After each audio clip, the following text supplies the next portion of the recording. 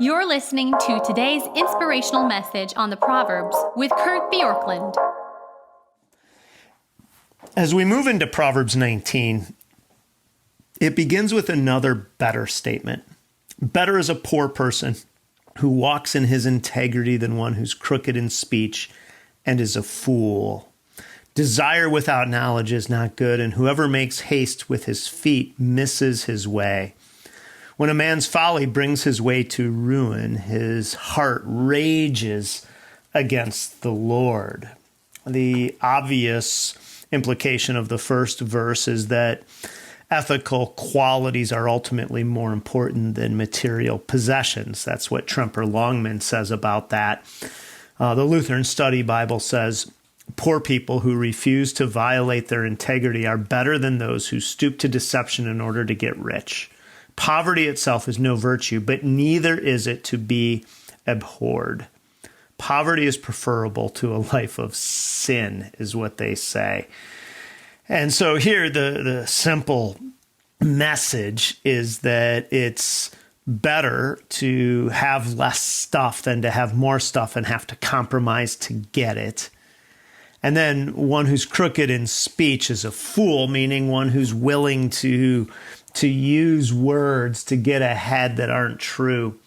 But I really want us to just take a few moments to think about verses 2 and 3. Desire without knowledge is not good, and whoever makes haste with his feet misses his way. The New Living Translation says goes the wrong way. The New English Translation says makes poor choices. The King James says sins. The New American Bible says blunders. The New American Standard says errs. The New Century Version says might make a mistake. The NIV says feet may miss the way. And so these are all pictures of somebody who has a desire for something and makes a quick choice without considering all of the ramifications. And this is saying that there's really a way in which we compromise or cut corners thinking that material well-being is better, or we think that if we don't weigh all the costs, we can get ahead.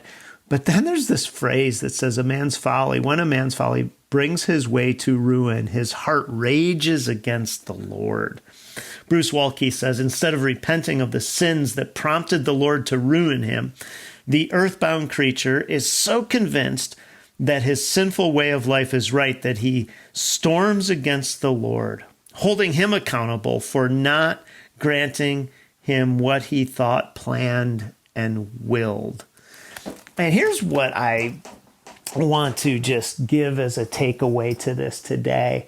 It is really easy when we don't have the stuff we want or our plans fail to think that God has somehow let us down, rather than either A, looking in the mirror, or B, thanking God that maybe in his goodness he hasn't given us more than we need to handle that can actually lead to heartache, or that even our plans may have led us somewhere that we didn't want to go. Sometimes what we think we want isn't actually what we want.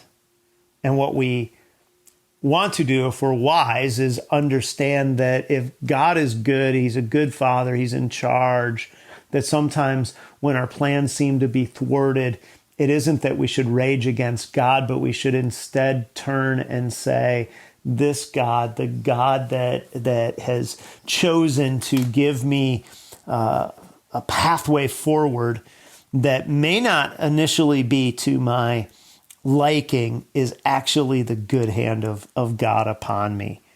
There's an old story about an iconic baseball play. It was Carlton Fisk hitting a home run for the Boston Red Sox back in the 70s. I was young enough that I don't remember the play in real time at all.